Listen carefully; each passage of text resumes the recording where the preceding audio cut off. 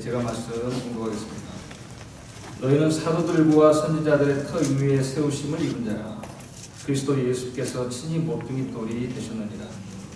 그 안에서 건물마다 서로 연결하여 주 안에서 성전이 되어가고 너희도 성령 안에서 하나님이 거하실 초소가 되기 위하여 그리스도 예수 안에서 함께 지어져 가느니라. 아멘. 오늘 우리 본문은 주 안에 우리 구약에서 자주 나오고 있는 아주 우리에게 익숙한 그 성전의 모습을 가지고 교회에 대한 큰 그림을 우리에게 보여주고 있습니다. 굉장히 큰 그림이에요. 예배 속에 나오는 교회에 대한 모습이죠. 근데 오늘 우리가 이 교회에 대한 이 모습 속에서 우리가 무엇을 보길 원하냐면 하나님이 우리를 구원한 그 구원의 진정한 의미가 뭘까? 하나님께서 그 구원 속에서 우리 인생의 삶이란 어떤 것인지 그 진짜 본질이 뭔지 우리 같이 좀 발견하는 그런 시간이 됐으면 좋겠습니다. 굉장히 중요합니다. 어떤 사람들은 이런 진리를 얻기 위해서 희한한 데 찾아가고 아무리 찾아간다 할지라도 모두는 진리야. 그죠? 진정한 하나님의 구원의 생명의 의미가 뭔지 우리 인생의 삶이 뭔지 우리 같이 오늘 이 구절 속에서 특별히 이 교회라는 큰 그림 속에서 우리 같이 한번 발견했으면 좋겠어요. 먼저 우리 22절을 보면 교회가 지금 무엇이 되기 위해서 지어져 가고 있다고 말씀하고 있습니까? 자, 무엇이 되기 위해서 지어져 가고 있어요? 다 같이요? 하나님이 거하실 처소가 되기 위해서 지어져 가고 있다. 이렇게 묘사하고 있습니다. 하나님이 거하실, 사시는, 우리 하나님이 사시는 처소, 다시 말해서 집이 되기 위해서 지금 지어져 가고 있는 게 바로 교회다. 이렇게 생각하고 있죠. 바로 이 교회에 대한 우리 묘사 속에 참 하나님이 어떻게 우리 인생을 하나님의 백성들을 자신의 자녀들을 이끌기 원하시는가 우리 한번 그 중요한 의미를 한번 같이 살펴보자 합니다. 우리 하나님이 거하시는 하나님이 사시는 처소가 된다. 우리 교회가 여러분 여기서 우리가 함께 산다는 것, 우리 같이 산다는 것, 그게 얼마나 중요한가 한번 먼저 우리 좀 짚어봤으면 좋겠어요. 많은 분들이 이 함께 산다는 것이 그저 많은 선물을 받고 또 축복을 받는 것보다 얼마나 더 중요하고 엄청난 것인지를 아마 잘 실감을 못하실지도 몰라요. 근데 한번 제가 몇 가지 예를 한번 들어볼게요. 함께 산다는 것이 얼마나 중요한가 한번 생각해 봅시다.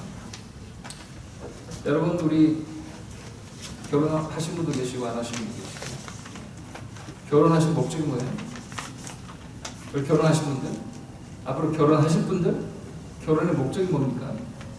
같이 살라고. 결혼식 하시기 위해서 결혼식 멋지게 하기 위해서 결혼하신 분 계세요? 결혼식만 멋지게 하기 위해서 결혼한 사람 그리고 같이 살지 않고 그건 뭐라고 그럽니까? 위장 결혼이라고 결혼의 목적은 같이 사는 거죠. 여러분 우리 어렸을 때 재밌는 이런 동화, 이야기 많이 우리 듣고 자랐잖아요. 동화에 아무리 다른 이야기를 듣더라도 항상 그 끝은 똑같아요. 여러분 기억나세요? 그 끝이 뭡니까? 재밌는 동화 이야기 맨 마지막에 보면 아무리 여러 막 이런저런 이야기 스토리들이 진행되더라도 마지막에 딱 가면 뭐예요? 오래오래 잘 그 주인공이 어떻게 행복하게 오래오래 살았더라 이겁니다. 행복하게 오래오래 살았더라. 여러분 이게 우리 사람들이 바라는 가장 근본적인 행복한 삶에 대한 기대가 우리 동화 속에도 묻어나오잖아요. 같이 사는 것, 함께 사는 것. 여러분 얼마나 그게 중요한지 좀 실감이 되세요? 별로 아직도 실감이 좀 안 되는 분위기인데. 제가 하나만 더 그럼 얘기할게요. 여러분 함께 산다는 거. 여러분 우리 지난 이미 굉장히 오래전 얘기지만 세월호 사건 때 아이를 잃은 부모들의 이야기가 많은 사람들의 마음을 아프게 했습니다. 좀 지난 얘기지만 어떤 부모님은 그 떠나간 아이의 그 옛날 비디오를 보면서 그러니까 얼마 전에 찍은 그 비디오를 보면서 바로 이 자리에 있을 것 같은데 그 아이가 없다. 그 아이가 이 자리에 있으면 얼마나 좋을까. 그리워하며 슬퍼하는 그런 모습의 이야기를 본 적이 있습니다. 또 어떤 부모님은 아이가 떠나기 전에 아이가 밥투정을 해서 혼을 내서 보냈다. 근데 지금 그 아이 없이 밥을 먹는 그 자리에서 그 아이를 그리워하며 말한다. 아무리 밥투정을 한다 할지라도 이 자리에 함께만 있다. 얼마나 좋아. 지금 함께하지 못한 그 아이를 찾는 이 부모의 모습 속에서 여러분 지금 같이 살고 있다는 것이 함께 한다는 것이 얼마나 엄청난 것인가를 우리 느낄 수 있게 함께 하는 것. 보상금 많이 준다고 위로금 많이 준다고 위로가 되겠습니까? 여러분 기억하세요? 하나님이 아무리 좋은 것을 준다 할지라도 하나님이 우리와 함께 살지 않으시면 그것은 아무것도 아닙니다. 이 세상 전부를 준다 할지라도 하나님이 나와 함께 있지 않는다. 함께 살지 않는다면 그건 아무것도 아닙니다.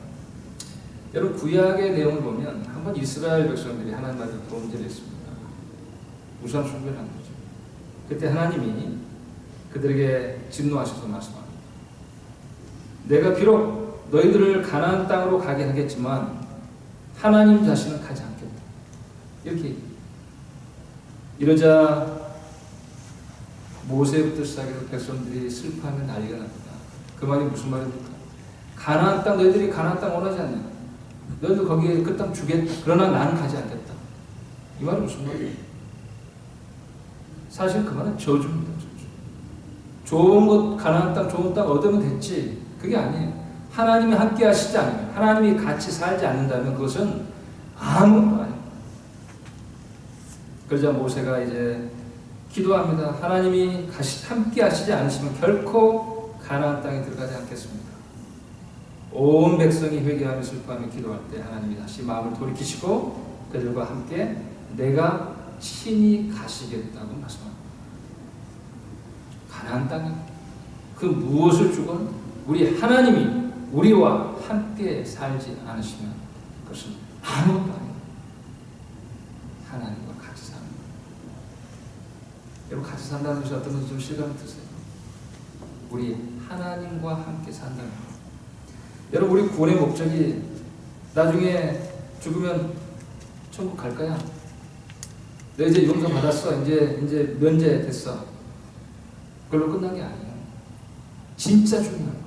진짜 본질적인 거. 구원의 본질적인 건 뭐예요? 우리 하나님과 함께 같이 사는 것입니다. 결혼식만 한 번 하고 끝나는 게 아니에요. 하나님과 함께 영원토록 진정한 생명 속에 살아가는 것. 그게 구원의 본질이요 목적. 그게 우리 인생의 본질이에요. 오늘 우리 본문 속에 보면 우리 본문 속에 보면 사실 교회라는 말이 나오지 않죠. 그죠? 여러분 우리 20절부터 22절까지 교회라는 말 나왔습니까? 있어요? 예, 근데 오늘 주제가 제가 교회입니다. 예. 도대체 교회라는 말이 안 나오는데 어떻게 교회가 주제가 되는지. 대신에 교회라는 말이 안 나왔지만 다른 표현이 있습니다. 우리 20절부터 보면 뭐라고 얘기합니까? 교회란 말 대신에 뭐예요? 너희는 이란 말 여러분 보이세요? 너희는 교회라고 따로 얘기하지 않지만 너희는 하면서 바로 너희가 바로 하나님의 성전이에요. 바로 이 너희는 누구예요? 교회를 두고 한 얘기입니다.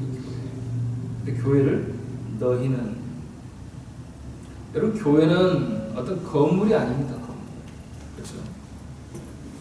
교회는 건물이 아니라 너희는 바로 사람들, 우리 사람들. 교회는 어떤 조직도 아니고 어떤 모임도 아니고 어떤 활동도 아니고 어떤 직분이나 칭호나 제도가 아닙니다. 교회는 우리 믿는 사람들입니다. 사람들. 우리가 바로 교회입니다. 너희는 이런 말 속에 교회는 우리 사람들로 믿는 사람들 그리스도인들로 이루어진 것이 바로 교회입니다. 오늘 그 교회를 가리켜서 하나님이 앞으로 살게 될 집이다 혹은 성전이다 이렇게 표현하고 있습니다.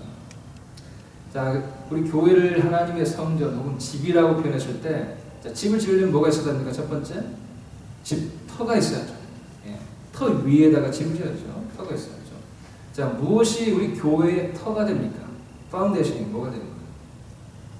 오늘 20절에 보니까 너희는 사도들과 선지자들의 터 위에 세우심을 입은 자라. 자, 교회가 세워지는데 터 위에 세워져야 되잖아요. 그 터는 뭐예요?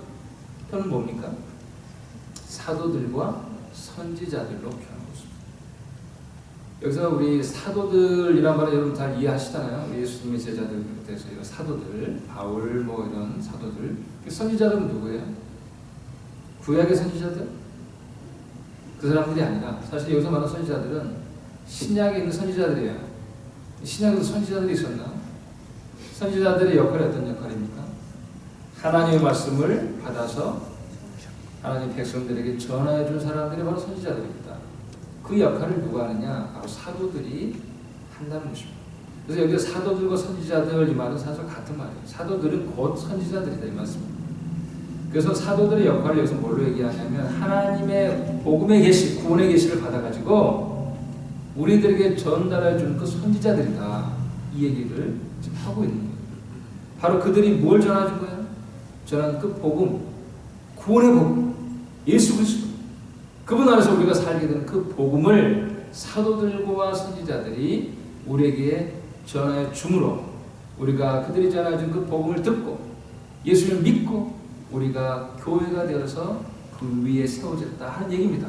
그러니까 오늘 표현이 참 재밌어요. 여러분 터를 얘기하면서 사도들과 선지자들이 전해준 복음의 위에 우리가 세워졌다 이런 얘기를 하고 있습니까? 사실 의미는 그거예요.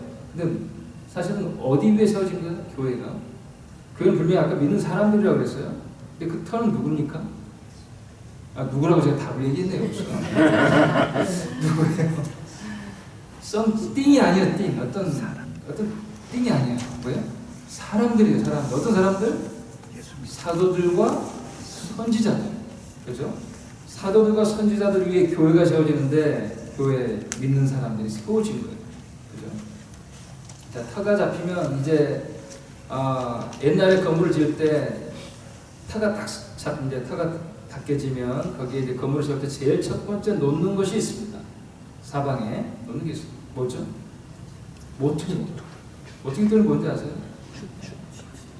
우리 아마 좀 한국의 전통적인 집을 보면 모퉁이마다 큰 돌을 놓고 기둥을 세우고 거기에 이제 이렇게 연결해서 건물을 지어갑니다. 옛날 건물의 모습. 모퉁이 돌이 처음에 놓여줍니다. 근데 이 모퉁이 돌이 누구예요? 예수님. 모퉁이 돌이 바로 예수입니다. 우리 20절 마지막에 보면 그리스도 예수께서 친히 모퉁이 돌이 되셨느니라. 우리 시편에 보면 우리 시편 말씀에 뭐라고 얘기합니까? 시편에 건축자가 버린 돌이 집 모퉁이의 머릿돌이 되었나니 이미 구약에서부터 예수님이 오실 것을 말씀하시면서 모퉁이 돌을 표현하고 있습니다. 집 모퉁이 머릿돌이 되었나니 이렇게 구약에서부터 예수님이 오실 것을 알려주셨음에도 불구하고 예수님이 이 땅에 오셨는데 건축자로 비유되는 이 유대 지도자들, 종교 지도자들, 그 사람 건축자들로 비유되는 사람들이에요. 그 사람들이 거기에 건물을 지어가야 될 사람들, 하나님의 성전을 지어야 될 사람들, 그 사람들이 진정한 모퉁이 돌이신 예수는 어떻게 못 알아보고 버려버립니다. 오히려 예수를 십자가에 내어줍니다. 근데 그 사람들이 버린 큰 모퉁이 돌이 하나님의 성전의 모퉁이 돌이 되셨다 하는 얘기입니다. 자, 건물의 모퉁이 돌도 어떤 썸띵이 아닌 띵이 아니라 누구예요? 예수님. 그리고 그 예수님과 이제 예수님을 믿음으로 그 예수님과 함께 연합한 우리 성도들이 한 명씩 두 명씩 연합함으로 어떻게 해요? 이 교회가 연결되어지고, 그죠? 한 모퉁이 돌이 세워진 거기에 벽돌이 이렇게 연결되어서 건물이 되어가는 것처럼 우리가 믿음으로 연합되어서 또 연합되어서 한 건물로 세워집니다. 이게 바로 교회라는 거예요. 근데 그 교회의 마지막 모습이, 목적이 어떤 거예요? 무엇이 되기 위해서 이 건물이 지어진 겁니까? 22절에 보니까 무엇이 되기 위해서요?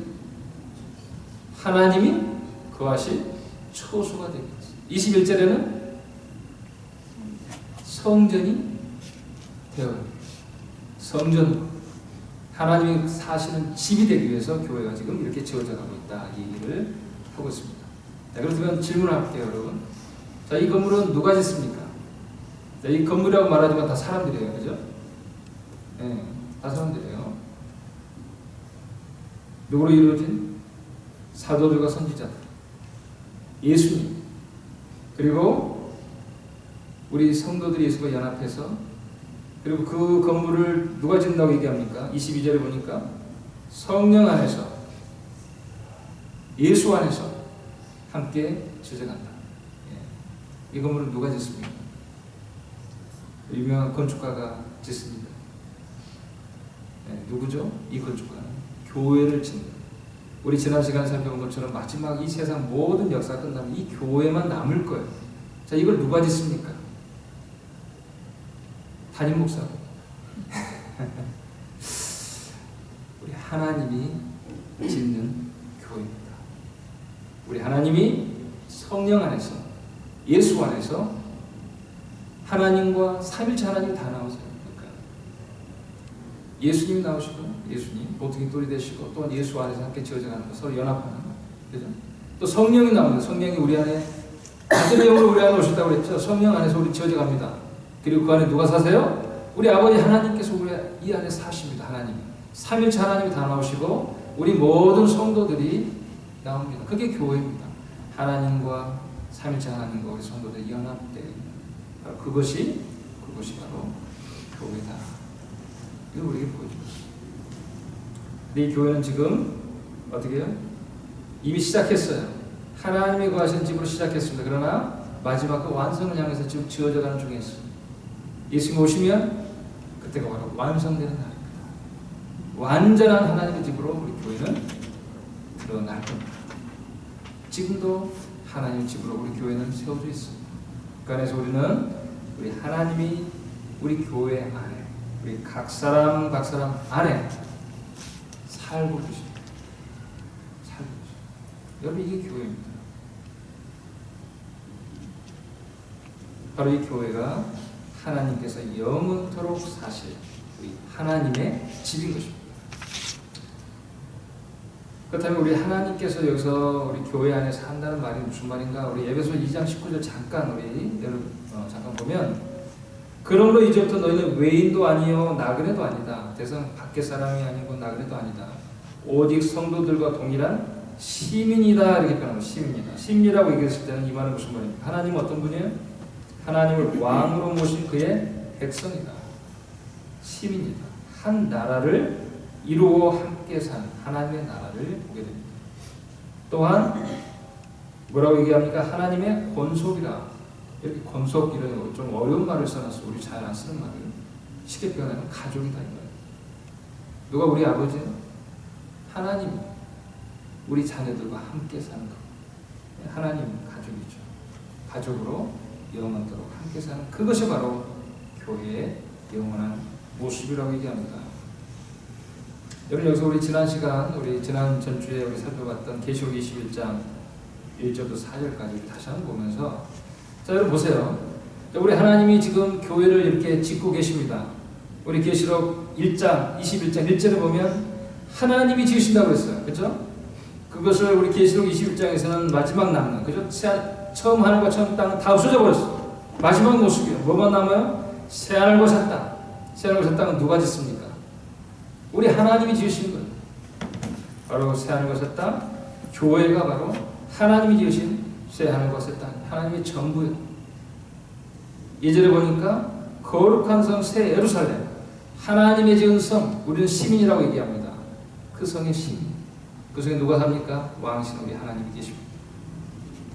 3절에 내가 들으니 보좌에서 큰 음성이 나와서 이르되 보라, 하나님의 장막이 사람들과 함께 있음에. 하나님의 장막. 오늘 우리 예배소의 말은 뭡니까? 하나님이 거하시는 집, 성전. 하나님 우리가 함께 사시다. 통일한 얘기를 사실 해주고 있는 겁니다. 여러분 이게 교회예요. 교회. 네. 마지막 우리 4절 말씀 한번 잘 가보세요. 4절 우리 잠깐 우리 4절 말씀. 하나님께서 이렇게 교회를 마지막에 이루시고 나서 우리 성도들에게 어떤 일이 있음을 얘기합니까? 모든 눈물을 그 눈에서 닦아주시니 다시는 사망이 없고 애통이 없고 뭐가 없어요? 사망이 없고 애통이 없고 곡하는 것이 없고 왜? 더 이상 사망이 없으니까 슬픔이 없고 아픈 것이 다시 있지 아니하고 저런 것들이 이미 다 지나간 완전히 새로운 세상. 더 이상 원수가 없습니다. 완전한 하나님의 승리야. 더 이상 마귀도 없고 진정한 평화, 진정한 기쁨이 있는 것, 찬양과 감사와 예배가 영원토록 있는 것, 하나님께서 그의 백성과 함께 영원토록 행복하게 사는 이러한 상태. 자, 여러분 이것이 뭔지 아세요? 두 자로 성경은 이러한 상태를 가리켜서 더 이상 죽음도 없고 애통도 곡하는 것도 없고 아픈 것도 없고 하나님의 완전한 기쁨 속에, 하나님의 평안 속에, 하나님의 축복 속에 살아가는 그러한 상태, 그러한 지복의 상태. 이것을 성경은 두 자로 표현하고 있습니다. 여러분 뭔지 아시겠어요? 좀 어려운데 이거 아시는 분 아주 센스가 있으신 분이에요. 예. 뭘까요? 우리 교회 참 센스가 있으셔요. 아유 우리 교사님 좋습니다. 안식입니다. 안식. 이걸 두 자로 가리켜서 안식. 하나님의 안식입니다. 하나님의 안식. 하나님께서 첫 번째 창조를 하시고 나서 6일 동안 창조하시고 나서 7일째는 하나님이 안식하셨더라 그랬잖아요. 그 안식의 의미가 뭘 것 같아요? 하나님이 보시기에 좋았더라 하시면서 마지막 사람 지으시고 나서 심히 좋았더라. 그 만드신 그것을 보시고 하나님이 기뻐하시고 만족하시고 하나님이 이제 쉬시면서 그래서 하나님의 진정한 만족과 기쁨을 누리는 것. 하나님의 만족이 얼마나 크겠습니까, 여러분? 하나님의 기쁨. 그리고 거기 인생이 있잖아요. 그 인생과 함께 하나님을 예배하며 그 인생과 함께 하나님의 그 만족과 기쁨 속에 같이 안식 가운데 나아가는 것입니다. 그래서 안식일을 지키라 이 말은 뭐예요? 하나님이 누리시는 그 기쁨, 그 만족, 그 평안, 그 생명, 그 속에 누굴 초대했어요? 우리 인생을 초대한 것입니다. 바로 하나님이 앞으로 내가 이 교회 안에 우리 하나님의 백성들 안에 영원토록 살겠다 이 말은 뭐예요? 하나님의 안식 가운데 교회를 바로 우리들을 초대하신 것입니다. 우리가 그 안식 가운데 같이 참여하게 되고 하나님의 뭐예요? 기쁨에 하나님의 평안 속에 더 이상 사망이 없는 애통이 없는 곡하는 것이 없고 아픈 것이 없는 진정한 기쁨, 완전한 행복, 하나님 가신 모든 그 생명 안에 풍성한 축복 아래 저와 여러분을 초대하신 것입니다. 여러분 얼마나 축복된 것입니다. 하나님은 그러한 안식에 저와 여러분을 초대했습니다. 우리가 하나님의 거하시는 집이 된다는 것은 바로 우리가 이러한 하나님의 안식에 참여하게 된다는 것입니다. 그러므로 우리가 할 일은 뭐냐? 정말 우리 하나님이 우리 안에 평안하게 사시도록 내 안에 평안하게 안식하시도록 우리 안에 하나님의 자리를 내어주는 것입니다. 그분과 함께 사는 것입니다. 우리 이 부분에 대해서 우리 이사야 66장 1절부터 4절 이렇게 말씀합니다. 우리 한 번 더 본문 볼까요? 66장 1절부터 4절까지 보면 여호와께서 이와 같이 말씀하시되 하늘은 나의 보좌 땅은 나의 발판이니 너희가 나를 위하여 무슨 집을 지으랴 내가 안식할 처소가 어디랴. 자, 여러분 1절 한번 잘 가보세요. 너희가 나를 위하여 무슨 집을 짓겠느냐 그러면서 내가 안식할 처소가 어디냐 이렇게 묻습니다. 자, 하나님의 집이라는 건 곧 뭐예요? 집은 어떤 곳입니까? 쉬는 곳이야. 하나님이 안식할 곳이 어디냐. 그러면서 2절에 나 여호와가 말하노라 내 손이 하나님의 손이 모든 것을 지었으므로 자, 하나님이 그 안식할 곳 새 하늘과 새 땅 하나님의 집을 친히 지으시겠다. 그것이 바로 뭐예요? 하나님의 집.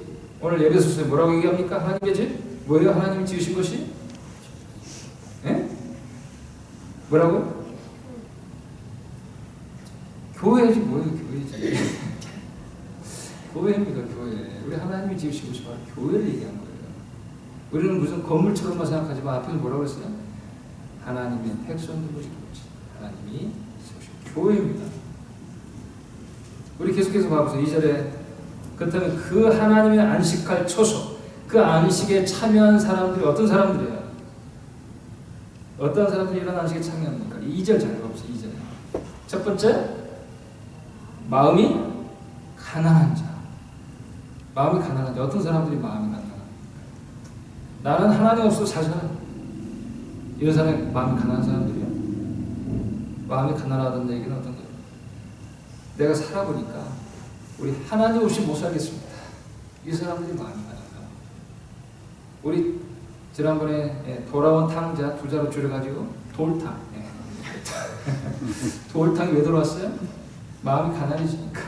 살다 보니까 있는 재산 다 탕진하고 하나님 없이 못 살겠습니다. 하나님께 돌아옵니다. 그때 하나님 어떻게 해요? 그 아들 왜 이걸 이 집을 나가가지고 고생이 나고 했습니까?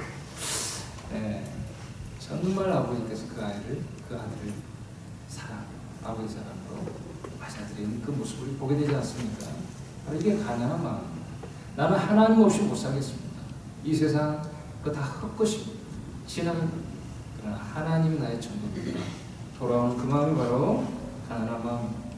심령이 가난한 자는 복이 있나니 천국이 저희 것입니다. 이 말씀. 두 번째 뭐예요? 심령에 통해한 자가. 두 번째. 첫 번째는 마음이 가난하고 두 번째 심령에 통해한 자. 이 사람이 바로 하나님의 안식에 참여할 자다. 심령이 통해한다는 것은 무엇을 어떻게 한다는 얘기입니까? 우리가 하나님의 뜻대로 살지 못한 것을 가슴 아파하고 그 죄를 회개하고 그 죄를 끊어내는 것입니다.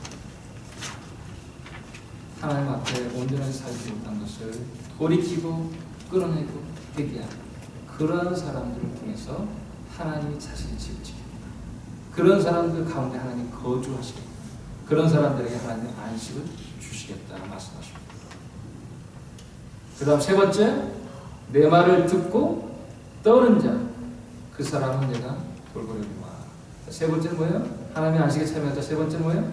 하나님의 말씀을 듣고 떠는 자, 하나님의 말씀대로 말씀을 소중히 듣고 순종하는 사람. 이 세 가지. 마음이 가난한 사람, 심령에 통해한 사람, 그리고 하나님의 말씀을 듣고 하나님께 순종하는 사람. 그 사람들을 하나님이 자신의 안식에 초대해서 그 안에 내가 같이 영원토록 살겠다고 하나님은 약속하셨습니다. 바로 그 에베소서는 그런 하나님의 약속이 어떻게 이루어지느냐? 예수 안에서 교회를 통해서 그 일이 이루어지고 있다는 것을 우리에게 분명히 보여주고 있습니다. 반대로 이런 하나님의 안식에 참여하지 못한 사람이 3절 4절가 나와요. 그 다음 어떤 사람들입니까? 이런 안식에 참여하지 못한 사람. 소를 잡아 드리는 것은 하나님께 제사 드린 거예요. 살인함과 다름이 없이 어린 양으로 제사 드리는 것은 개의 목을 꺾음과 다름이 없이 드리는 예물은 돼지의 피와 다름이 없이 분향하는 것은 우상을 찬송함과 다름이 없이 행하는 그들은 자기 길을 택하며 그들의 마음은 가지는 것을 기뻐하는 자. 나 또한 유혹을 그들에게 택하여 주며 그들이 무수하는 것을 그들에게 임하게 하리니 이는 내가 불러도 대답하는 자가 없으며 내가 말하여도 그들이 듣지 않고 오직 나의 목전에서 악을 행하며 내가 기뻐하지 아니하는 것을 택했습니다 하십니다. 바로 이 사람들은 하나님의 안식에 참여하지 못합니다. 하나님의 집이 될 수 없는 사람, 하나님께서 소중히 여기는 하나님을 소중히 여기는 사람들이 아니에요. 세상에 헛된 것에 욕심이 많고 헛된 것을 추구하다가 하나님을 떠나가고 하나님을 거짓 것으로 바꾸치게 한 사람들입니다. 이 사람들은 하나님 안식에 참여할 수가 없고 오히려 그들이 두려워하는 일들이 임하게 될 것이다 하는 것을 분명히 말씀하고 있습니다. 여러분 우리가 너무나 중요한 교회에 대한 모습. 바로 교회는 우리 하나님이 거하시는 집이다. 우리 하나님 함께 살고 계신다. 바로 그것은 하나님이 함께 하시는 영원한 그 안식 가운데 저와 여러분을 초대해 주신 것이다. 그 하나님의 만족과 하나님의 평안과 그 은혜 가운데 영원토록 살도록 초대하는 것이다. 그렇다면 우리가 어떻게 살아야 됩니까? 내가 하나님을 모셨다 하면서도 하나님 없이 산다면 그것은 내가 진정 하나님을 모셔서 사는 것이 아니죠. 우리 하나님은 어디로 우리의 하나님의 거처를 삼으십니까? 어디에 사신다고 하셨어요? 참 보기 좋게 정말 비싸게 주고 산 좋은 집에 하나님이 사십니까? 하나님이 원하시는 것은 바로 우리입니다. 너희가 하나님의 성전인 것과 하나님의 성령이 너희 안에 거하시는 것을 알지 못하냐? 지금 분명히 우리입니다. 우리 안에 하나님은 살기 원하십니다. 바로 그런 점에서 나의 마음이, 나의 삶이 우리 하나님이 거하시기에 정말 평안히 거하시기에 아주 너무 좋은 것, 같이 살 수 있는 것, 그것이 되어야만 합니다. 그때 우리는 하나님의 집으로 완전히 나갈 수 있습니다. 여러분 우리 들어오시면서 다 내 마음 그리스도 집이라는 우리 작은 우리 수책자 받으셨죠? 여러분 다 그냥 그냥 드릴 게 아니라 꼭 읽어보시라고 된 겁니다. 오늘 설교의 리플렉션이에요. 네. 이거 한번 끝까지 다 읽으세요. 로버트 몽어가 쓴 하나의 그 작은 수책자인데 이 주인공이 예수님을 자신의 집에 초대합니다. 그래서 서재도 보여주고 자신의 주방도 거실도 작업실도 오락실도 침실도 마지막 정말 한쪽에 자신의 그 안 좋은 것들을 숨겨놓은 벽장 오픈할 수밖에 없어요. 왜냐하면 썩은 냄새가 나는 것부터. 근데 예수님을 모시고 주님을 모시고 나의 집을 쭉 돌아보니까 평상시에는 못 느꼈는데 예수님 모시고 돌아다니다 보니까 예수님 보시기엔 너무 거북스러운 것들이 많아요. 이 부분은 예수님 좀 다른 데 가 계십시오 할 부분들이 너무 많아요. 그래서 그 주인공이 그 모든 것을 다 예수님이 맡기고 했습니다. 청소하시고 나중에는 그 집을 아예 통째로 예수님께 드립니다. 우리 예수님께 나의 모든 것을 드리겠습니다. 그래서 예수님과 함께 동행하는 삶, 그런 삶을 나아가는 그런 내용들입니다. 여러분 오늘 우리 본문의 말씀 정말 내가 하나님이 사시는 집이구나.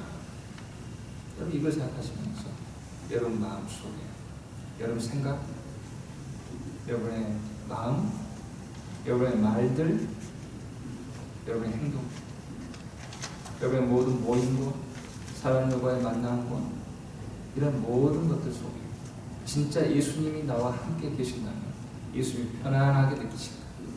혹시라도 거북스러워 이건 예수님이 안 계시면 좋겠다 하는 것이 있다면 우리가 꽂혀가지고 내가 진짜 하나님과 하시는 집이다. 여러분 제가 나눠드리는 그 내용을 한번 읽어보시고 여러분 은혜 받은 대로 또 우리 카톡에 올리도 좋습니다.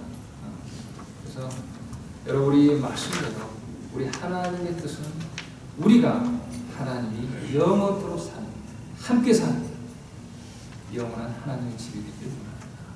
그런 하나님의 집으로 우리가 더러운 것들 우리 주님이 싫어하는 것들 하나씩 제거해서 우리 하나님이 충만히 가시는 우리 하나님의 영역이 더욱 확장되는 우리가 주님 안에 풍성히 거하는 저와 여러분이 되기를 주님의 이름으로 축원합니다. 아멘. 기도하겠습니다.